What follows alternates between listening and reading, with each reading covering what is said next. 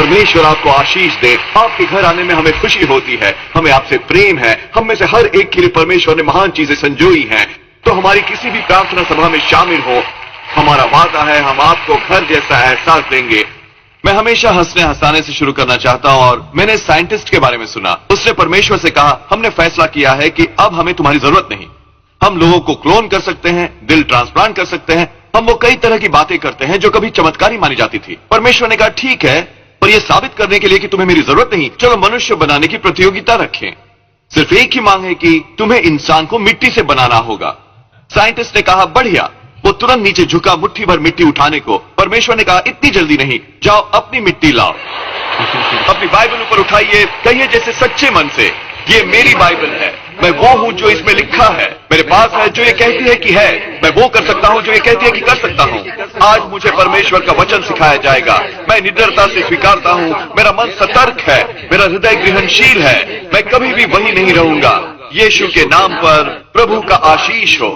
मैं आज आपसे बात करना चाहता हूं अब भी विश्वास के बारे में। हम सब ऐसे हालात का सामना करते हैं जिनमें लगता है कि वो कभी कारगर नहीं होंगे। हम नहीं जानते कि हम कैसे स्वस्थ होंगे, हम कैसे कर्ज से बाहर आएंगे, हम कैसे कोई सपना साकार कर पाएंगे। बहुत समय हो गया, हालात हमारे खिलाफ हैं। ज्यादातर हम जहां हैं वहीं सेटल हो जाते हैं और हकीकत स्वीकार कर लेते हैं, ये मेरे लिए नहीं था। शास्त्र वचन में एक महिला है, नाम है मार्था, जिसे ऐसी ही एक असंभव परिस्थिति का सामना करना पड़ा था। उसका भाई लाजर बहुत ही बीमार था। मार्था और उसकी बहन मरियम यीशु के बहुत करीब थीं, तो उन्होंने यीशु को खबर भिजवाई कि वो उनके घर आए और लाजर के लिए प्रार्थना करें। खैर, यीशु किसी और शहर में थे और उन्हें विलंब होता गया। एक दिन गुजर गया और मार्था ने अपने सहायक से कहा, क्या तुमने यीशु को बताया था कि मैं उनके लिए पूछ रही हूं? उसने कहा, हां, मैंने उन्हें बताया कि ये तुम थी। क्या तुमने उन्हें बताया कि ये एक इमरजेंसी है? हां, मैंने उन्हें बताया कि ये बहुत अर्जेंट है। एक और दिन बीत गया और वो इंतजार पर इंतजार कर रहे हैं। रात हो गई पर अभी भी यीशु के कोई आसार नहीं। वो अगली सुबह जल्दी उठ गई, खिड़की से बाहर देखा, इस बात का इंतजार करते कि किसी भी क्षण यीशु आते होंगे। आखिर 3 दिन गुजर गए जब से उन्होंने उनसे ये कहा है। हर घंटा जो गुजरता था वो और परेशान होती जाती। वो कहां है, समझ नहीं आ रहा कि उन्हें इतनी देर क्यों हो रही है। अंत में उनका वो भयानक सपना सच हो गया, लाजर मर गया। वो व्याकुल हो गई, परेशान। उन्होंने अभी अभी अपना भाई खो दिया। मामला और खराब इसलिए हो रहा था कि वो जानती थी कि उनका अच्छा दोस्त यीशु लाजर को चंगा कर सकता था। उन्होंने उसे देखा था अंधों की आंखें खोलते, कोढ़ियों को शुद्ध करते, पानी को दाख मधु में बदलते। यीशु के लिए लाजर को चंगा करना कोई बड़ी बात न होती। लाजर के मरने के 4 दिन बाद यीशु आए, दरवाजे पर दस्तक दी और कहा, लो मैं आ गया, मैं तुम्हारे लिए क्या कर सकता हूं? क्या कभी ऐसा हुआ है कि परमेश्वर देर से आए हों? आपने प्रार्थना की, आपने विश्वास किया, पर समस्या पलटी नहीं। वो मेडिकल रिपोर्ट अच्छी नहीं आई, बिजनेस चली नहीं। मार्था रो रही थी। वो उनके पास गई और कहा, यीशु, यदि तुम पहले आए होते तो मेरा भाई न मरता। वो कह रही थी, यीशु, आपने हमारे साथ ऐसा क्यों किया? हम आपके दोस्त हैं, हम साथ साथ घूमे फिरे, हमने तुम्हें भोजन पर बुलाया। कम से कम तुम ये तो कर सकते थे कि घर आते जब हमें कोई इमरजेंसी होती है। मार्था मुड़कर जा सकती थी, नाराज, गुस्से से भरी, शिकायत करती तो कहानी यहीं खत्म हो जाती। आज हम इसकी बात नहीं कर रहे होते। पर उस दुख के दौर में जब लग रहा था कि बहुत देर हो चुकी है, बहुत कुछ हो गया, मार्था ने कुछ किया जो बहुत ही महत्वपूर्ण है। यह हल है नेगेटिव परिस्थितियों को पलट देने का। उसने कहा, हे प्रभु, यदि तू यहां होता तो मेरा भाई कदापि न मरता। और अब भी मैं जानती हूं कि जो कुछ तू परमेश्वर से मांगेगा परमेश्वर तुझे देगा। गौरतलब है ये 2 साधारण शब्द, अब भी। ये असंभव लगता है पर अब भी तू उसे पलट सकता है। उसे मरे 4 दिन हो गए हैं पर अब भी तू उसे वापस जिला सकता है। मुझे कोई रास्ता नजर नहीं आता पर अब भी तू रास्ता बना सकता है। जीवन में कुछ दौर आएंगे, मार्था की तरह आपको अब भी वाला विश्वास रखना होगा। प्रभु, वो मेडिकल रिपोर्ट अच्छी नहीं लगती पर मैं विश्वास करता हूं कि अब भी आप मुझे चंगा करेंगे। मेरी बिजनेस की हालत नाजुक है पर अब भी आप मुझे समृद्ध कर सकते हैं। मेरा विवाह लगता है जैसे खत्म हो गया है पर अब भी आप मुझे बहाल कर सकते हैं। जब ये असंभव लगे, हालात आपके विरुद्ध हों, आपको नजर नहीं आता कि यह कैसे कारगर होगा? शिकायत न करें, क्रोध न करें, अपनी कमर कस लें और ये अब भी वाला विश्वास रखें, प्रभु अब भी आप मेरे बच्चे को वापस मोड़ सकते हैं। मुझे ये व्यसन कई सालों से थे, पर अब भी आप मुझे आजाद कर सकते हैं। मैं एक बच्चे के लिए विश्वास कर रही हूं। मेडिकल रिपोर्ट कहती है कि ऐसा नहीं होने वाला, पर प्रभु मैं मार्था की तरह निर्भीक होकर यह मांग रही हूं कि अब भी, चाहे कितनी भी देर हो चुकी हो, चाहे मुझे कुछ भी कहा गया हो, चाहे मैं कुछ भी महसूस कर रही हूं, मैं जानती हूं अंतिम निर्णय आपका होता है। आप सृष्टि को नियंत्रित करते हैं। आपके लिए कुछ भी ज्यादा मुश्किल नहीं है। मुझे शायद राह नजर ना आए, पर मैं जानती हूं आपके पास है। जब आप में ये अब भी वाला विश्वास होता है, परमेश्वर धरती आकाश हिला देंगे उसे करने को जिसकी उन्होंने प्रतिज्ञा की है। आप जो भी सोचते हैं कि बहुत हो गया, वो सपने जो आपने त्याग दिए, वो प्रतिज्ञाएं जो आपने छोड़ दी, परमेश्वर कह रहे हैं मैं अभी भी उन्हें साकार कर सकता हूं। मैं अभी भी रिश्ते बहाल कर सकता हूं। मैं अभी भी तुम्हें सफल बना सकता हूं और ओवरफ्लो में ला सकता हूं। मैं अभी भी तुम्हें तुम्हारे हृदय की इच्छाएं दे सकता हूं। मैं एक युवती को जानता हूं, नाम है वेनेसा। वो एक मेडिकल डॉक्टर है और यहां आती है। सालों पहले उसे महसूस होने लगा अपने जोड़ों में भयंकर पीड़ा। ये इतनी बदतर हो गई कि वो खड़ी भी नहीं रह पा रही थी। अंत में उसे सर्जरी करानी पड़ी, पर दुर्भाग्यवश इससे कोई फायदा नहीं हुआ। ये और ज्यादा बदतर होने लगा। वो इस मुकाम पर आ गई जहां वो इतनी अपाहिज हो गई कि उसे छड़ी के सहारे चलना पड़ा। जब वो चर्च आती तो उसे 45 मिनट लगते चलते हुए पार्किंग लॉट से ऑडिटोरियम में अपनी सीट तक। सप्ताह के दौरान वो सुबह 3 बजे उठती अपने जोड़ों को हरकत में लाने के लिए, ताकि वो 8 बजे अपने काम पर जा सके। ये जीन उसके परिवार में चली आ रही थी, जो बस विरासत में मिल रही थी। उसके पिता को यही बीमारी थी उसके शुरुआती 20वें साल में। वो इसी की कॉम्प्लिकेशन से मरे 43 की उम्र में। उसकी दादी भी पैराप्लीजिक थी, उन्हें भी यही समस्या थी। ऐसा लगता था जैसे यही वेनेसा की तकदीर है। उससे सोचा होता ये बहुत बुरा हुआ मेरे लिए, ये मेरे डीएनए में है, इसके बारे में कुछ नहीं कर सकती। नहीं, वेनेसा मार्था की तरह थी। उसमें ये अब भी वाला विश्वास था। उसका रवैया था, हालांकि ये असंभव लगता है, चाहे मेडिकल साइंस कहती हो कि वो कुछ नहीं कर सकते, चाहे ये डैडी को भी था, दादी को भी ये था, ये एक नया दिन है। ये किस्सा मेरे साथ यही खत्म होगा। प्रभु मैं मानती हूं कि अब भी, बावजूद इसके कि ये मुझे विरासत में मिला है, बावजूद इसके कि जो विशेषज्ञ कहते हैं, मैं जानती हूं आपने मेरा शरीर बनाया है। आप उसे सुधार सकते हैं जो गलत है। आपने कहा आप मुझ में सेहत बहाल करेंगे और मेरे जख्मों से मुझे चंगाई देंगे। ये रात भर में नहीं हुआ, पर धीरे धीरे करके वो बेहतर और बेहतर होने लगी। आज वो पूरी तरह स्वस्थ है और संपूर्ण है। वो बिना पीड़ा के चल सकती है और बिना छड़ी के। आपको उन चीजों के साथ रहने की जरूरत नहीं जो वंश बेल से नीचे आई हों। खैर जोएल, मेरे घर में हर कोई अवसाद में रहता है। शायद ऐसा हो, पर आप टर्निंग पॉइंट हो सकते हैं। आप क्यों नहीं उठते और कहते, प्रभु मुझे विश्वास है कि आप अब भी मुझे इस अवसाद से मुक्त कर रहे हैं। जब आप ऐसा करते हैं तो सृष्टि का रचयिता आपकी दिशा में सांस लेता है। वो स्वर्गदूतों को रवाना करते हैं। आपको महसूस होगी शक्ति, एक आनंद, एक आजादी जो आपके पास पहले नहीं थी। व्यसन शायद आपको विरसे में मिले हों। आप उस हिस्से की बाबत कुछ नहीं कर सकते, पर आप इसका अंत कर सकते हैं। प्रभु मैं विश्वास करता हूं कि अब भी आप मुझे इन व्यसनों से मुक्त कर रहे हैं। खैर जोएल, हम गरीब हैं, हारे हुए हैं, हमें कभी अच्छी ब्रेक्स नहीं मिलती। मैं रास्ते के गलत तरफ से आया था। नहीं, रास्ते की गलत तरफ जैसी कोई बात नहीं होती। परम प्रधान परमेश्वर ने अपना जीवन आप में फूंका है। उन्होंने आपको अनुग्रह का मुकुट पहनाया है। उन्होंने आपके अंदर महानता के बीज डाले हैं। अभाव को स्वीकार न करें और हार को अपनी तकदीर न माने। शायद अतीत में ये इस रूप में हो, पर परमेश्वर ने आपको उठाया है इसका अंत करने को। आप फर्क लाने वाले हैं। आपका रवैया होना चाहिए, प्रभु मैं आपका धन्यवाद करना चाहता हूं कि अब भी आप मुझे समृद्ध बना रहे हैं। अब भी आप नए दरवाजे खोल रहे हैं, अवसर ला रहे हैं, दिव्य संपर्क, वृद्धि मेरे मार्ग में ला रहे हैं। वो एक अब भी वाले परमेश्वर हैं और आप में ये अब भी वाला विश्वास होना चाहिए। वो इसलिए क्योंकि परमेश्वर हमें हमारी अपेक्षाओं के स्तर पर मिलते हैं। यदि हम चंगा होने की अपेक्षा नहीं रखते तो फिर आप चंगे नहीं होंगे। यदि आप अपने सपने साकार करने की अपेक्षा नहीं रखते, आप अपने व्यसनों से छूटने की अपेक्षा नहीं रखते, अवसाद से छूटने की अपेक्षा नहीं रखते, फिर आप वहीं फंस जाएंगे जहां आप हैं। आप परमेश्वर से सीमाएं क्यों नहीं हटा देते? मार्ता की तरह हिम्मत से कहें, प्रभु मैं देख नहीं पाती कि यह स्वाभाविक तौर पर कैसे होगा। मेरा भाई 4 दिन से मरा हुआ है, वो पहले ही कब्र में है। दूसरे शब्दों में मेडिकल रिपोर्ट कहती है कि मैं ठीक नहीं होऊंगा। बिजनेस धीमी है, मेरा विवाह संकट में है। और प्रभु मैं मानता हूं कि अब भी बावजूद इसके कि ये कितना ही बुरा लगता हो, बावजूद उन सब सेटबैक्स के जो मुझे हुए, मैं जानता हूं कि आपका सामर्थ्य उस ताकत से कहीं महान है जो मुझे रोकने की कोशिश कर रही है। आपने कहा है कि जो मेरी हानि के लिए बना है आप उसे मेरे लाभ के लिए इस्तेमाल करेंगे। तो प्रभु आपका धन्यवाद कि मैं न केवल बाहर आ रहा हूं बल्कि मैं बेहतर रूप में बाहर आ रहा हूं। अब भी वाला विश्वास कहता है, मैं अब भी विश्वास करता हूं, चाहे वो मेडिकल रिपोर्ट अच्छी ना हो। मैं अब भी विश्वास करता हूं कि मेरी संतान देश में बलशाली होगी। मैं मानता हूं कि मैं कर्ज मुक्त रहूंगा, अपने घर का कर्ज चुकाऊंगा और दूसरों के लिए आशीष होऊंगा। मैं अभी भी विश्वास करता हूं कि मैं अपने सपने साकार करूंगा, वो अनाथालय बनाऊंगा, अपनी बिजनेस स्टार्ट करूंगा, अपने भाग्य की परिपूर्णता में कदम रखूंगा।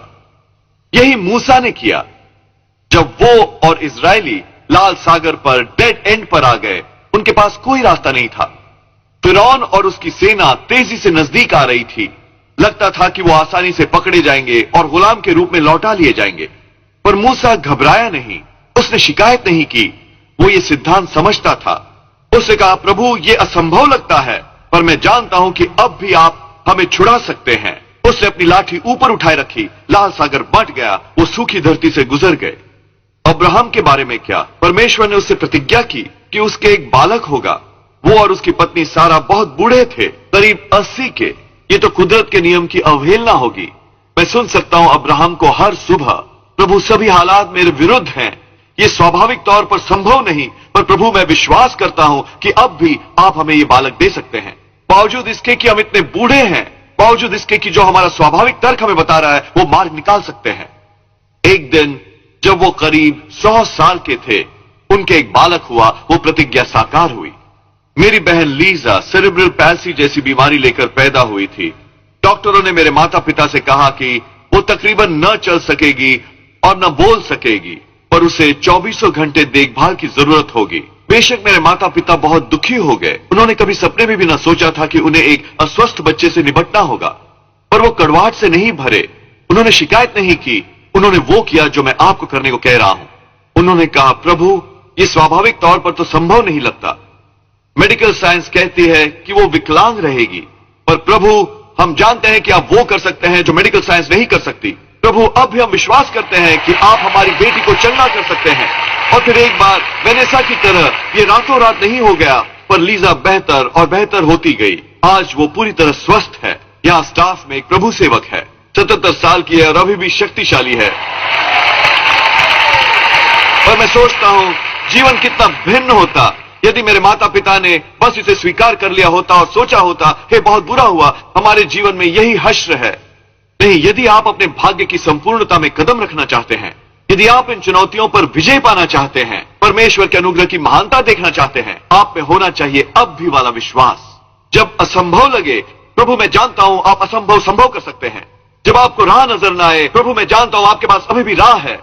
जब आपका स्वाभाविक तर्क कह रहा हो ये कभी कारगर नहीं होगा, प्रभु मैं जानता हूं आप अलौकिक परमेश्वर हैं। ये महत्वपूर्ण है कि यीशु ने 4 दिन इंतजार किया लाजर के लिए प्रार्थना करने को। वो जानते थे वो बीमार है। असल में यीशु जानते थे कि वो मरने वाला है। वो पहले दिन ही जा सकते थे, लाजर को चंगा कर सकते थे, उन्हें उस परेशानी से बचा सकते थे, या कम से कम वो दूसरे या तीसरे दिन आ सकते थे और इन्हें इतना तो न सहना पड़ता। पर हर विलंब के लिए एक कारण है। हम शायद इसे समझ ना पाए। कई बार ये बस हमारे विश्वास की परीक्षा होती है। क्या हम हतोत्साहित होंगे और हार मान लेंगे? यदि मार्था कड़वाहट पाल लेती, शिकायत करती, नाराज होती, वो चमत्कार को रोक सकती थी। इसी तरह बहुत से लोग परमेश्वर के सर्वोत्तम से वंचित रह जाते हैं। जब आप इंतजार कर रहे हैं समस्या के पलटने का, अपने स्वास्थ्य के सुधरने का इंतजार, बच्चे के सही रास्ते पर आने का इंतजार, वही क्रिटिकल समय होता है। क्या आप विश्वास में बने रहने का टेस्ट पास कर सकते हैं जबकि आपको कुछ होते नहीं दिखता? क्या आप अच्छा रवैया रख सकते हैं जब परमेश्वर खामोश है? आप उन्हें पुकार रहे हैं, मार्था की तरह आप खबर भिजवाते हैं, आप प्रार्थना कर रहे हैं, पर वो नहीं आ रहे। किसी कारण उन्हें देर हो रही है, वो जवाब नहीं दे रहे, हालात नहीं सुधर रहे हैं। इसी वक्त बहुत से लोग हौसला हार जाते हैं और सोचते हैं खैर बुरा हुआ, ये मेरे लिए नहीं था। जोएल, मैं 5 साल पहले ये विश्वास कर रहा था कि मैं कर्ज से बाहर निकल पाऊंगा, पर अब नहीं, मैं कर्ज में डूब गया हूं। या मैं विश्वास किया करता था कि मैं फिर स्वस्थ हो जाऊंगा, मैं सही व्यक्ति से मिलूंगा, मैं अपना सपना साकार कर लूंगा, पर बहुत अरसा बीत गया, मुझे बहुत ज्यादा सेटबैक मिले हैं। नहीं, आप कैसे इंतजार करते हैं? वो ये तय करेगा कि हालात बदलेंगे या नहीं। जब यीशु आ गए मरियम और मार्था के घर, उन्होंने उनसे कहा, मुझे उस जगह ले चलो जहां तुमने लाजर को दफनाया है, मुझे उसकी कब्र पर ले चलो। वो दरअसल कह रहे थे, मुझे उस स्थान पर ले चलो जहां तुमने विश्वास करना छोड़ दिया, मुझे उस स्थान पर ले चलो जहां तुमने अपने सपने त्याग दिए। आपने तय कर लिया कि आप चंगे नहीं होंगे, ये कि आप सही व्यक्ति से नहीं मिलेंगे। यदि आप वापस उस स्थान पर नहीं जाते और अपना विश्वास नहीं जगाते और अपनी लगन वापस नहीं लाते, ये सर्वशक्तिमान के हाथ बांध देंगे। आपको उस स्थान पर जाना होगा जहां आपने विश्वास करना छोड़ दिया और स्वयं से पूछना होगा, क्या मेरा परमेश्वर समस्या से बड़ा है? क्या मेरा परमेश्वर इस व्यसन से बड़ा है? क्या मेरा परमेश्वर ज्यादा ताकतवर है इस बीमारी से? क्या वो अब भी यहोवा जायरा है, यहोवा मेरा दाता? क्या वो अब भी यहोवा राफा है, यहोवा मेरा चंगाई दाता? क्या वो अब भी अल शदाय है, परमेश्वर जो अधिक से भी ज्यादा है? जब आप खुद को याद दिलाते हैं कि आपका परमेश्वर कौन है, वो सर्वशक्तिमान है, सृष्टि के रचयिता है, आपके अंदर कुछ जागृत हो जाता है। पुराने नियम में एक स्वर्गदूत ने परमेश्वर के 180,000 शत्रुओं को नष्ट कर दिया था। वो सर्वशक्तिमान है, वो किसी भी परिस्थिति को पलट सकते हैं। उन्होंने आपको अपने हाथ के हथेली पर रखा है। वो जानते हैं कि आपको आपके भाग्य तक कैसे ले जाना है। जब यीशु ने कहा, मुझे कब्र पर ले जाओ, पत्थर हटा दो, मैं कल्पना कर सकता हूं कि मार्था कहती है, नहीं यीशु, मैं वहां नहीं जाना चाहती, वहां बू आ रही है। वो 4 दिन से मरा है। शायद आपके जीवन में कुछ मर गया है। आप एक तलाक से गुजरे हैं, एक बैंक्रप्सी से, किसी ने धोखा दिया। अब लाजर की तरह वहां बू आ रही है। ये कबाड़ा है। पर जब तक आप अपने बदबूदार मामले से निपट नहीं लेते, शायद आपको अपने चमत्कार नहीं मिलते। हम बहाने बनाते हैं, जोएल उन्होंने मुझे ठेस पहुंचाई, वो रिश्ते से बाहर चला गया, ये मेरी गलती नहीं थी, इसलिए मैं कड़वाहट से भरा हूं। नहीं, आपको अपनी भूमिका निभानी होगी और कड़वाहट छोड़ देनी होगी। आपको उन लोगों को माफ करना होगा जिन्होंने आपसे गलत किया, उस बदबूदार मामले से निपटना होगा। या शायद मेरी बिजनेस नहीं चली, मैं बैंक्रप्सी से गुजरा, मैंने कोशिश की, पर मैं एक फेलियर हूं। नहीं, फेलियर एक घटना है, ये वो नहीं जो आप हैं। खुद पर वो लेबल न लगाइए। आप परम प्रधान परमेश्वर की संतान हैं। यदि एक सपना मरता है, आपको एक और सपना देखना होगा। एक युवक से मैं कुछ साल पहले मिला था। उसने अपनी वकालत की डिग्री के लिए स्टेट लॉ लिया था और दूसरी बार वो फेल हो गया। ये 1 साल से ज्यादा हो गया था और वो लीगल असिस्टेंट के रूप में काम कर रहा था। आप बता सकते थे कि वो संतुष्ट नहीं है। मैंने उससे पूछा कब वो स्टेट बार दोबारा लेने वाला था। वो एक तरह से हंसा और कहा, जोएल, वो बात खत्म हो गई, मैं पहले ही 2 बार फेल हो गया हूं, वो ऐसा नहीं होना था। मैंने उससे वो कहा जो आपसे कह रहा हूं। यदि परमेश्वर उस सपने को पुनर्जीवित करने वाले हैं, यदि आप अपने भाग्य की संपूर्णता में कदम रखने वाले हैं, आपको पत्थर लुढ़काना होगा। वो 2 फेलियर शायद बू मारते हों, शायद ये अच्छा ना लगता हो, पर वो आपकी कहानी का अंत नहीं है। परमेश्वर ने आप में वो सपना इसलिए नहीं डाला कि वो निष्क्रिय रहे। उन्होंने आपको ये प्रतिज्ञा इसलिए नहीं दी कि वो आपको चिढ़ाए और आधे रास्ते में छोड़ दे। आपको कुछ सेटबैक हुए हों, शायद ये आपके टाइम टेबल के हिसाब से ना हुआ हो। स्वर्ग शायद खामोश हो जब आपने प्रार्थना की हो, पर उसे इस संकेत के रूप में न लें कि परमेश्वर वहां नहीं है। वो ध्यान से आपको देख रहे हैं। ये एक टेस्ट है। आप क्या करने वाले हैं? वहीं सेटल हो जाएंगे जहां आप हैं? क्रोधित होंगे, ये मेरे नसीब में नहीं था? नहीं, आपको अपनी भूमिका अदा करनी होगी। पत्थर को लुढ़का दें, उस बदबूदार मामले से निपटें और अपना जुनून वापस लाएं। प्रभु, मैं 2 बार इस टेस्ट में फेल हो गया, सभी हालात मेरे विरुद्ध हैं, पर मैं जानता हूं अब भी आप मेरी मदद कर सकते हैं इसे पास करने में। अब भी आप हालात बदल रहे हैं मेरे पक्ष में। करीब 3 या 4 माह पहले मैंने इस युवक को लॉबी में देखा। उसके मुंह पर खिली मुस्कान थी। उसने हाई फाइव के लिए अपना हाथ उठाया और कहा, जोएल, मैंने कर दिखाया। तीसरी बार तो आसान था, मैंने टेस्ट पास कर लिया, मुझे वकालत की डिग्री मिल गई। दोस्तों, परमेश्वर जानते हैं कि कैसे एक मृत सपने को पुनर्जीवित करना है। आप खुद को वर्गलाएं नहीं। हम बहाने बनाते हैं। यीशु वो 4 दिन से मरा हुआ है। उन्होंने पहले ही से उसे मम्मी की तरह लपेट दिया है। या मैंने 2 बार टेस्ट दिया और फेल हो गया, दोबारा देने का कोई फायदा नहीं। या वेनेसा की तरह ये मेरे डीएनए में है, मैं कभी ठीक नहीं होऊंगी। नहीं, बहानों से छुटकारा पाइए। हम अलौकिक परमेश्वर की सेवा करते हैं। शायद इसमें समय लग रहा हो, हालात आपके विरुद्ध हो, टेस्ट पास करते रहिए, सही बात करते रहिए। यदि आप वो करेंगे जो आप कर सकते हैं, परमेश्वर वो कर देंगे जो आप नहीं कर सकते। दिलचस्प यह है कि अतीत में उन दिनों वो सदूकी, वो लोग थे जो यीशु के विरुद्ध थे। वो हमेशा उन पर संदेह किया करते थे। वो विश्वास करते थे कि आत्मा शरीर को छोड़ जाती है तीसरे दिन के बाद जब कोई व्यक्ति मर गया हो। यह इत्तेफाक नहीं है कि यीशु ने चौथे दिन तक इंतजार किया प्रकट होने के लिए। वो इस बात को सुनिश्चित कर लेना चाहते थे कि जब वो लाजर को मुर्दों में से जिलाएं तो इसके विषय में कोई शंका न रहे।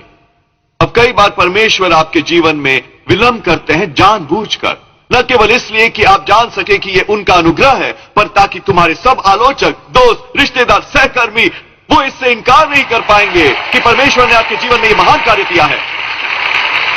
मरियम और मार्था पहले अपसेट थी कि यीशु वहां समय पर नहीं पहुंचे उनके भाई को चंगा करने के लिए। उनकी प्रार्थनाएं उस रूप में नहीं सुनी गई जैसा वो चाहती थी, पर पूरा समय परमेश्वर जानते थे कि वो क्या कर रहे हैं। वो एक चंगाई की योजना नहीं बना रहे थे, उनके मन में कुछ बेहतर था, एक पुनरुत्थान। यदि ये आपकी मर्जी अनुसार नहीं हुआ आपके टाइम टेबल पर, तो परेशान ना हो। इसका यह मतलब नहीं कि परमेश्वर ने आपका साथ छोड़ दिया, ये इससे विपरीत है। इसका मतलब है परमेश्वर योजना बना रहे हैं इससे भी बेहतर चीज की। जब मेरे पिता प्रभु के पास चले गए, उसके कुछ साल बाद चर्च सचमुच बढ़ रहा था और हमें एक बड़े ऑडिटोरियम की जरूरत थी। मेरे पिता ने बताया था कि कैसे वो कभी चर्च को वहां से नहीं हटाएंगे। मैं नया था, एक नौजवान पास्टर, मैं कार्यभार संभालने ही वाला था और मैंने एक 100 एकड़ जमीन पर प्लॉट देखा, उस दूसरी लोकेशन से करीब 2 मील दूर, ठीक फ्रीवे पर। मैंने सोचा परफेक्ट है, मैं यहां नया गिरजा बनाऊंगा। उस प्रॉपर्टी के मालिक ने बताया कि कैसे वो जमीन 20 साल से बिक्री के लिए पड़ी थी और उसे उस प्रॉपर्टी के लिए एक भी ऑफर नहीं मिला था। मैं जान गया कि परमेश्वर ने वो प्रॉपर्टी हमारे लिए बचा रखी है। उसने कहा आपको अब कॉन्ट्रैक्ट बनाने की भी जरूरत नहीं, बस अपनी प्रिलिमिनरी बातें कर लो, ड्राइंग और सोर्स स्टडीज, और फिर हम एक कॉन्ट्रैक्ट बना लेंगे। 4 महीने बाद हम उस प्रॉपर्टी को क्लोज करने गए। हमारी सुबह 8 बजे की मीटिंग थी, हम 7:45 बजे ही वहां पहुंच गए। हम बहुत ही उतावले थे। उसका सेक्रेटरी अंदर आया और कहा आई एम सॉरी, कल रात उसने ये प्रॉपर्टी किसी और को बेच दी। मैं निराश हो गया। मैं जान गया कि वो शैतान था जो हमारी प्रॉपर्टी चुरा रहा था। कुछ महीने बाद हमें एक और बड़ी जमीन मिली। हमने सोचा ये और भी बेहतर है, पर क्या आप जानते हैं असल में क्या बात हुई? उन्होंने हमारी नाक के नीचे से उसे बेच दिया। मैंने सोचा प्रभु ये क्या हो रहा है? अब जानते हैं हमें बड़ी बिल्डिंग की जरूरत है। उस एरिया में और बड़ी जमीन वाली प्रॉपर्टीज नहीं बची थी। मुझे हौसला गंवाने की परीक्षा आन पड़ी थी और विश्वास छोड़ देने की, और सोचना हमने कोशिश की और ये हमारे लिए नहीं होना था। करीब 6 महीने बाद मैं महसूस कर रहा था कि अंदर ही अंदर कुछ उबल रहा है। मैं जान गया कि मुझे अपना जुनून वापस लाना होगा। ये ऐसा था जैसे मैं उसी बदबूदार जगह वापस गया जहां मेरा सपना मर गया था। 2 बार इनकार मिला। मैंने कहा प्रभु ये मेरे अनुसार नहीं हुआ, पर मैं जानता हूं आप अभी भी सिंहासन पर हैं। मुझे कोई उपलब्ध जमीन नहीं दिखती, पर मैं अब भी जानता हूं कि आपके पास हमारे लिए उचित जगह है। कुछ सप्ताह बाद मुझे एक फोन आया कि यह जगह पूर्व कॉम्पैक्ट सेंटर उपलब्ध होने वाला है। जब मैंने ये सुना मेरे अंदर कुछ उछला। मैं जान गया कि ये हमारा ही होना चाहिए। 3.5 साल बाद हम यहां आ गए। हमें नया गिरजा बनाने की जरूरत नहीं पड़ी। परमेश्वर ने हमें पहले से बना एक ऑडिटोरियम दे दिया। ये एक प्रीमियर फैसिलिटी थी अमेरिका के 4थे सबसे बड़े शहर में। मेरा कहने का मतलब है कि मैं चंगाई के लिए प्रार्थना कर रहा था, पर परमेश्वर के हृदय में कुछ और भी बेहतर था, एक पुनरुत्थान। यदि ये आपकी मर्जी अनुसार नहीं हो रहा आपके टाइम टेबल पर, तो परेशान ना होइए, विश्वास में कायम रहिए। परमेश्वर जानते हैं कि वो क्या कर रहे हैं। वो आपके जीवन का बड़ा चित्र देख सकते हैं। उनके हृदय में हमेशा आपका हित ही है। मैंने इस महिला के बारे में सुना जिसका घर जा रहा था। वो नौकरी से निकाल दी गई थी। उसने प्रार्थना पर प्रार्थना की कि किसी तरह वो घर की पेमेंट चुका सके, पर बदकिस्मती से वो ऐसा न कर सकी। अंत में उसका घर फोकलोजर के लिए जा रहा था। बैंक ने उसे ले लिया और उसे ऑक्शन पर डाल दिया। उससे पहले ही यह हकीकत स्वीकार कर ली थी कि वो घर उसे खो दिया और उसके जीवन का यह अध्याय खत्म हुआ, पर अंदर ही अंदर उसका दिल टूट चुका था। यहां ही उसने अपने बच्चों को पाला पोसा था। वो एक सिंगल पेरेंट मॉम थी। बस किसी किस्म का क्लोजर पाने के लिए वो इस ऑक्शन पर गई जहां वो फोकलोज्ड घर बेच रहे थे, जिसमें उसका अपना भी शामिल था। जब वो वहां थी वो अपना रोना नहीं रोक पाई, अपने घर को उस डॉकेट पर देखकर नीलामी के लिए। पास खड़ी एक महिला ने गौर किया कि वो परेशान थी। वो पास आई और पूछा क्या हुआ। उसने बताया कि कैसे उसकी नौकरी चली गई थी और अब उसका घर नीलाम होने वाला था। उस महिला ने पूछा, ये कौन सा वाला है? उसने तस्वीर की ओर इशारा किया। जब उसकी बोली लगी तो इस औरत ने बोली लगानी शुरू की, ऊंची ऊंची और ऊंची। अंत में उसने नीलाम जीत लिया। अब उसके घर की वो मालकिन थी। वो अपनी नई दोस्त की तरफ मुड़ी, वो जो रो रही थी, जिससे वो अभी मिली थी। उसने कहा, मैं अपने बेटे के लिए घर खरीदने आई थी, पर अब मैं जानती हूं परमेश्वर ने मुझे यहां भेजा है तुम्हारा घर खरीदने के लिए और तुम्हें वापस देने। उसने उसे घर की चाबियां पकड़ा दी। वो औरत यकीन नहीं कर पा रही थी। वो पेमेंट करने के लिए प्रार्थना कर रही थी, एक चंगाई के लिए, पर परमेश्वर ने पुनरुत्थान दिया। अब वो इसकी मालिक है। ये मुफ्त और क्लियर है, अब और पेमेंट्स नहीं। क्या कुछ है जिस पर आपने हार मान ली है? आप सोचते हैं बहुत अरसा बीत गया, आपको नहीं लगता कि ये कैसे कारगर होगा? इसमें जरूरत होती है परमेश्वर के अनुग्रह के एक स्पर्श की। आपको उस स्थान पर जाना होगा जहां आपने विश्वास करना छोड़ दिया। परमेश्वर कह रहे हैं, अब भी मैं इसे पलट सकता हूं, अब भी मैं स्वास्थ्य बहाल कर सकता हूं, अब भी मैं सपने साकार करने में मदद कर सकता हूं। अब विश्वास में कायम रहने का टेस्ट पास करें। जब परमेश्वर खामोश है, अच्छा रवैया रखें। तब भी जब ये आपके टाइम टेबल पर न हो रहा हो, परमेश्वर जानते हैं कि वो क्या कर रहे हैं। शायद आप चंगाई के लिए प्रार्थना कर रहे हो, पर वो आपकी ओर पुनरुत्थान भेज रहे हैं। यदि आप इस अब भी वाले विश्वास को ग्रहण करें, मार्था की तरह मैं विश्वास और ऐलान करता हूं कि परमेश्वर उसे पुनर्जीवित करेंगे जिसे आपने मृत समझ लिया है। वो आपके स्वास्थ्य में नया जीवन फूंकने ही वाले हैं। आपके सपने, आर्थिक स्थिति, आपके सपनों में आप समस्याओं को पलटते देखेंगे, सपने पूरे होते अपने भाग्य के नए स्तर पर, यीशु के नाम पर। यदि आपने ग्रहण किया तो कहिए आमीन। हम अपना प्रसारण खत्म नहीं करना चाहते, आपको यह अवसर दिए बिना कि यीशु को अपने जीवन का प्रभु बनाएं। मेरे साथ प्रार्थना करेंगे। प्रभु यीशु, मैं अपने पापों का पश्चाताप करता हूं, मेरे हृदय में आइए। मैं आपको अपना प्रभु और उद्धारकर्ता बनाता हूं। ये साधारण सी प्रार्थना करके आप नए सिरे से जन्म ले चुके। एक बाइबल आधारित चर्च में आइए, परमेश्वर को पहला स्थान दीजिए, वो आपको कमाल की जगहों पर पहुंचाएंगे। अपने दिन की शुरुआत करें जॉयल और विक्टोरिया ऑस्टिन के प्रेरणादायक संदेशों से। हमें साइन अप करें और डेली डिवोशनल पाएं सीधे ईमेल द्वारा अपने इनबॉक्स में, चाहे आप घर पर हों या ऑफिस में या यात्रा कर रहे हों। जॉयल और विक्टोरिया के आज के वचन को अपने दिन का हिस्सा बनाएं। आप उत्साहित होंगे, चुनौतियों से जूझेंगे और ऊर्जा पाएंगे हर सुबह परमेश्वर के साथ। जाएं joelaustin.com/sign up पर और आज ही जॉयल और विक्टोरिया के फ्री डेली डिवोशनल के लिए रजिस्टर करें। न्यूयॉर्क टाइम्स के बेस्ट सेलिंग ऑथर पेश कर रहे हैं अपनी नई किताब ब्रेकआउट, जिसमें है ये 5 कुंजी कि आप अपना बेहतरीन कैसे हासिल कर सकते हैं। पहली जगह जहां से हमें निकलना है वो है हमारी अपनी सोच। अपनी नई पुस्तक में मैं आपको दिखाऊंगा कैसे विश्वास करना है, बड़ा विश्वास करना है, सीमाओं को लांघकर आगे जाना है और अपना उच्चतम पोटेंशियल पाना है। अंधकार की